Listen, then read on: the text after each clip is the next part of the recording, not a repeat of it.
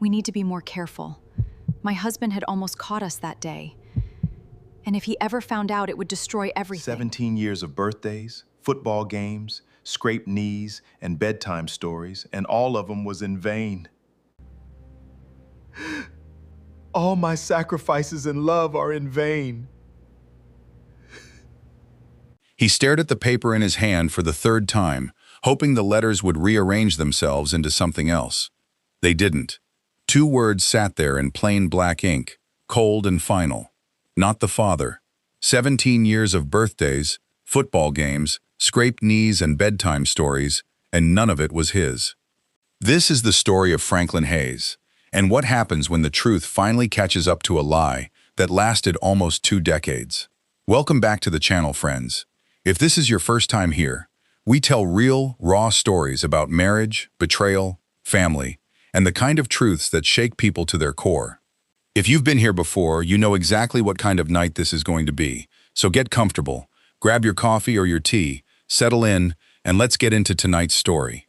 Before we start, if stories like this speak to you, do me a favor and hit that subscribe button and turn on notifications, because we post new stories every single day, and trust me, you don't want to miss what's coming next. Now, let's begin. Franklin Hayes grew up in Tulsa, Oklahoma, the second of 3 boys raised by a single mother named Loretta, who worked double shifts at a diner off 11th Street just to keep the lights on. He learned early that nothing in life came easy, and that lesson shaped him into a steady, hardworking, careful man. By the time he was 30, he had built a small but respected contracting business, the kind that specialized in home renovations for families across the city. He wasn't flashy. He wasn't the kind of man who chased attention. He was the kind of man who showed up early, finished the job right, and went home to a quiet house at the end of the day. It was at a hardware supply store, of all places, that he met Rosalind Carver. She went by Roz, and she had walked in looking for paint samples for her sister's nursery, completely lost among the aisles, holding up 2 shades of yellow that looked nearly identical to everyone except her. Franklin, who happened to be there picking up materials for a job, offered his opinion without being asked, and she laughed at how seriously he took the question. That laugh stuck with him the rest of the day. He found himself thinking about it while measuring drywall, while driving home, while lying in bed that night. 3 days later, he went back to that same store at the same time, hoping fate would repeat itself. It did not. But the cashier, an older woman who noticed him lingering, mentioned that the young lady he was looking for worked at a flower shop 2 blocks over on Cherry Street. Franklin was not a bold man by nature, but something about Roz had loosened something in him. He walked into that flower shop the next afternoon and asked her to dinner. She said yes before he even finished the sentence. Their courtship was simple and sweet, built on long drives through the Oklahoma countryside, dinners at small diners, and quiet evenings on her apartment balcony talking about everything and nothing. Roz was warm in a way that balanced Franklin's more reserved nature. She was outgoing, a little dramatic, quick to laugh, quick to cry, and full of life in a way that made him feel like he had been living in black and white before he met her. Within a year, he proposed on that same balcony where they'd had so many late-night conversations, and she said yes, with tears streaming down her face. They married in the fall, a modest ceremony at a small church in Tulsa with about 60 guests, mostly family and close friends. Franklin's mother cried through the entire service. Roz's parents, who had driven in from Albuquerque, New Mexico, hosted a small reception afterward with string lights and a barbecue dinner that lasted well into the night. Everyone who watched them dance their first dance said the same thing. They looked like 2 people who had finally found where they belonged. For the first 2 years of marriage, things were good. Franklin's business grew steadily. Roz took a job managing the flower shop where they'd met, eventually becoming part owner. They bought a modest 3-bedroom house on the outskirts of Tulsa, the kind with a wraparound porch and a big oak tree in the backyard that Franklin promised would one day hold a treehouse for their future kids. They talked about children often, sometimes late at night with the lights off, dreaming out loud about names and nurseries and the kind of parents they wanted to be. When Roz became pregnant, Franklin cried in the bathroom before he even told her he was happy, because the emotion had hit him so hard he needed a moment alone first. 9 months later, their daughter was born on a chilly February morning, at St. Francis Hospital. They named her Bailey. Franklin held her in the hospital room, this tiny, wrinkled, red-faced miracle, and he made a silent promise that he would spend the rest of his life protecting her. He had no idea, standing there in that hospital room, that the promise he was making was to a child who did not share a single strand of his DNA. The early years of parenthood were a blur of sleepless nights, tiny socks that never matched, and the kind of exhaustion that only new parents understand. Franklin took on extra jobs to cover the costs of formula and diapers, sometimes working from 6 in the morning until well after dark. Roz cut back her hours at the flower shop to stay home with Bailey during her first year, and though money was tight, their home was full of warmth. Franklin's mother, Loretta, would come by on weekends to help, often bringing home-cooked meals and stories about raising 3 boys on her own. Bailey grew up surrounded by people who loved her fiercely, and Franklin was, without question, one of them. As Bailey got older, Franklin coached her t-ball team, sat through dozens of dance recitals, and drove her to school every single morning, even when it meant losing an hour of work time. He was the kind of father who never missed a moment if he could help it. Friends and family often commented on how close the two of them were, how Bailey had her father's quiet patience and her mother's stubborn streak. Nobody, least of all Franklin, ever gave a second thought to the idea that Bailey might not be his biological child. Why would they? He was there for everything. He was, in every way that mattered to him, her father. But somewhere around Bailey's 15th birthday, small things started to needle at the back of Franklin's mind, quiet enough at first that he brushed them off as nothing. It started with a comment from his brother Desmond at a family barbecue in the summer. They were standing near the grill, beers in hand, watching Bailey run around the yard with her cousins, when Desmond squinted and said, offhandedly, that it was funny how Bailey didn't really look like either of them. Franklin laughed it off at the time, said kids take after all kinds of relatives, and went back to flipping burgers. But the comment lingered in a way he couldn't quite explain. Then there was the blood type conversation. Bailey had a minor accident at school, a fall during gym class that required a small procedure, and the hospital paperwork listed her blood type. Franklin remembered staring at that form in the waiting room, doing the kind of quiet mental math that most people never think twice about, and feeling a strange, cold unease settle into his stomach. He didn't say anything to Roz. He told himself he was being paranoid, that biology was more complicated than he understood, that there were a dozen explanations that had nothing to do with the thought creeping into his mind. Months passed, and the unease faded into the background of daily life, buried under work and bills and the normal chaos of raising a teenager. But it never fully disappeared. It sat there, quiet and patient, waiting for the next thing to stir it back up. That next thing came on an ordinary Tuesday evening. Franklin had come home early from a job site in Broken Arrow, a suburb just outside Tulsa, planning to surprise Roz with dinner from her favorite Italian place. He walked in through the side door, the one that led into the kitchen, and heard Roz on the phone in the living room, her voice low and tense in a way he rarely heard. He wasn't trying to eavesdrop. He simply froze in the hallway when he heard a name he didn't recognize. Gerald, she said it softly, almost tenderly, the way you say a name you've said 1,000 times before. She said something about how they needed to be more careful, that Franklin had almost caught them once before, and that if he ever found out, it would destroy everything. Franklin stood frozen in that hallway for what felt like an eternity, his heart pounding so hard he thought she might hear it through the wall. He didn't confront her that night.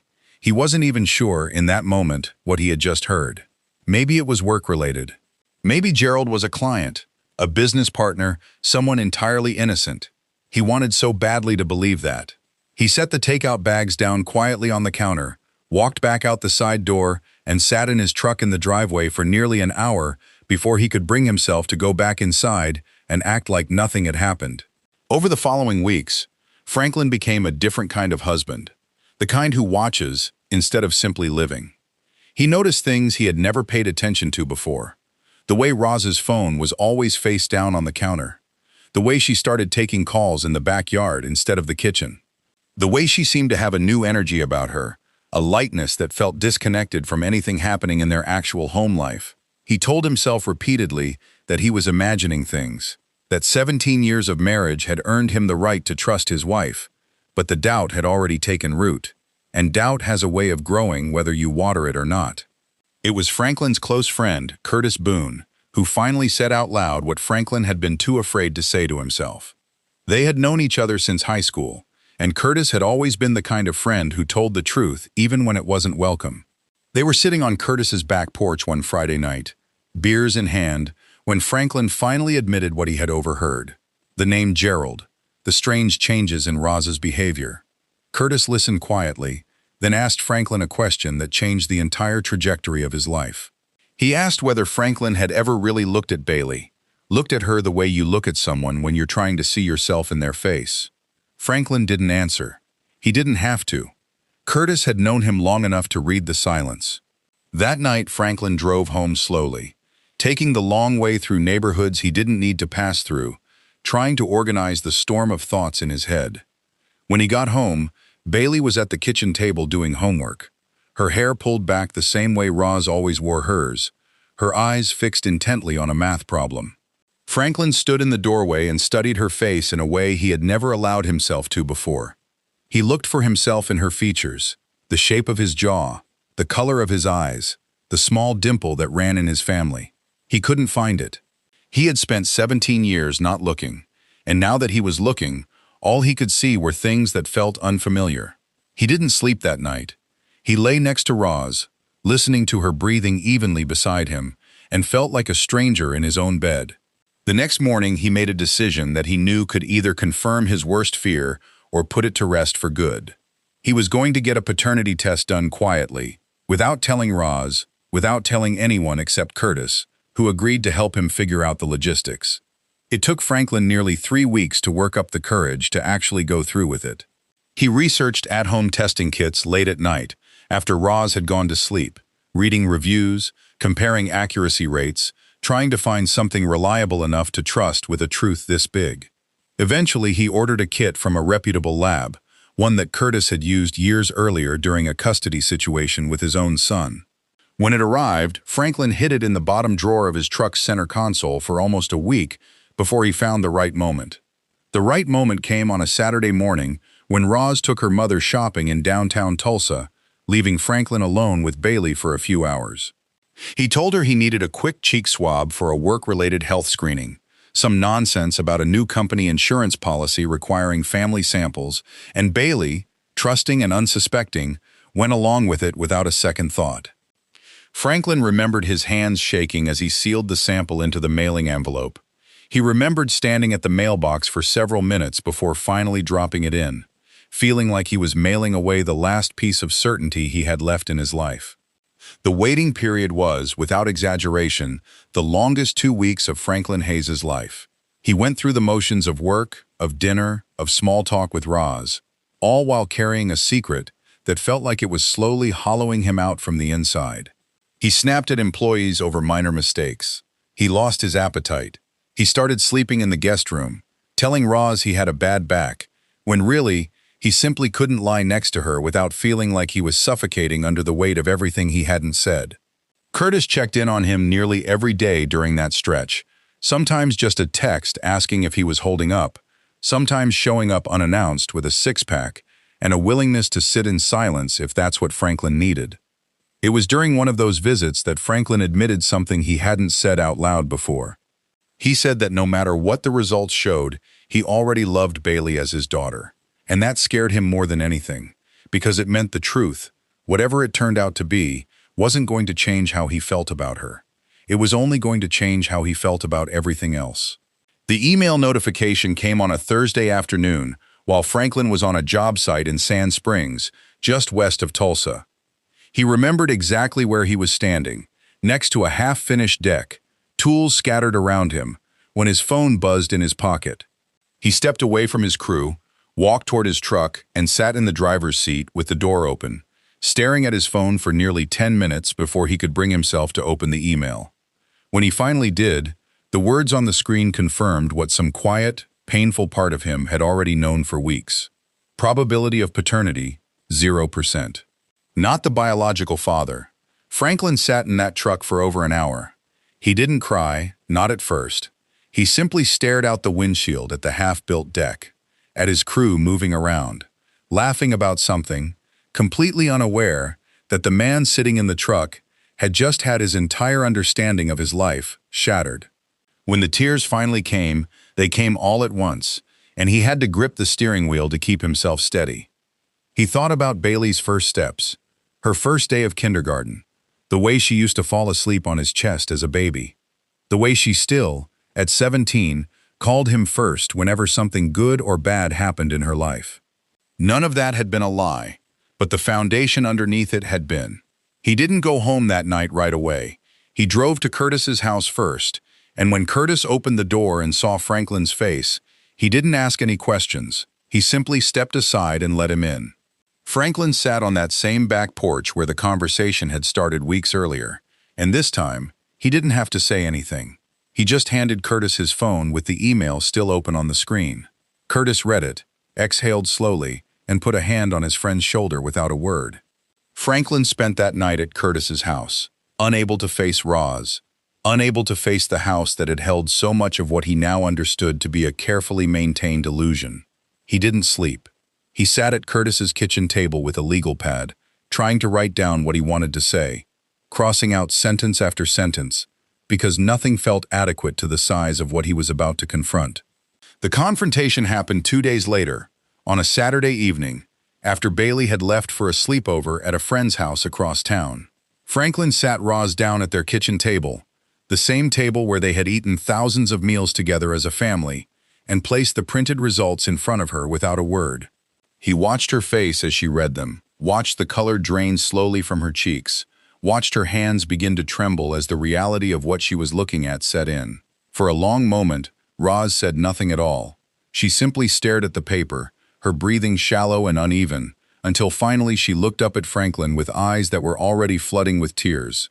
She began to speak, her voice cracking, trying to explain something that had clearly been buried so deep she had almost convinced herself it didn't exist anymore. She told him about a period, nearly 18 years earlier, right before their wedding, when she had gone through a brief and painful crisis of doubt about their relationship. She had gotten close to a man named Gerald Simmons, someone she had known casually through mutual friends, during a short window when she and Franklin had been going through a rough patch after a difficult argument about moving in together. She said it lasted only a few weeks, that it meant nothing emotionally, that she had ended it the moment she and Franklin reconciled, and that she had told herself for years that it was a mistake so small it didn't need to be spoken aloud. She said she had never, not for one single day, actually believed that Bailey might not be his. She said the timing had always seemed to line up, that she had convinced herself completely, until, apparently, she hadn't. Franklin sat across from her, absorbing every word, feeling something in him crack open even further with each sentence. He asked her, quietly, whether the recent phone calls, the whispered conversations, the name he'd overheard weeks earlier, had been Gerald again. Roz broke down completely at that point, admitting that Gerald had resurfaced in her life nearly a year earlier, reconnecting through an old mutual friend, and that what started as innocent catching up had slowly turned into something else, an emotional affair that had, more recently, become physical. She said it had nothing to do with Bailey, that it was a separate mistake entirely, born out of her own unresolved feelings and insecurities about aging, about the sameness of daily life, about a marriage that had, in her words, become comfortable in a way that sometimes felt like it was missing something. Franklin listened to all of it in a kind of numb silence, and when she finally finished, he asked her only one question.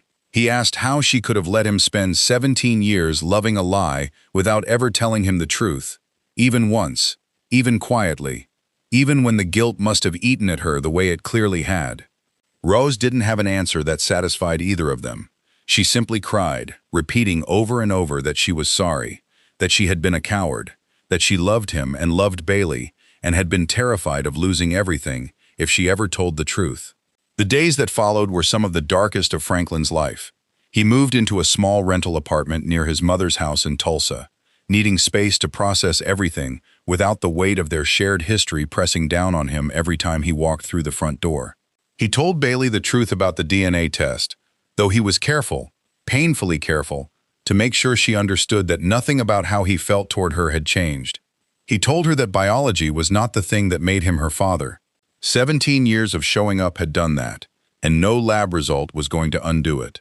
Bailey, to her credit, though devastated and confused, clung to that reassurance, and their relationship, while forever altered, remained intact in the ways that mattered most. Franklin's mother, Loretta, was heartbroken when she learned the truth, though her heartbreak was mixed with a fierce protectiveness over her son.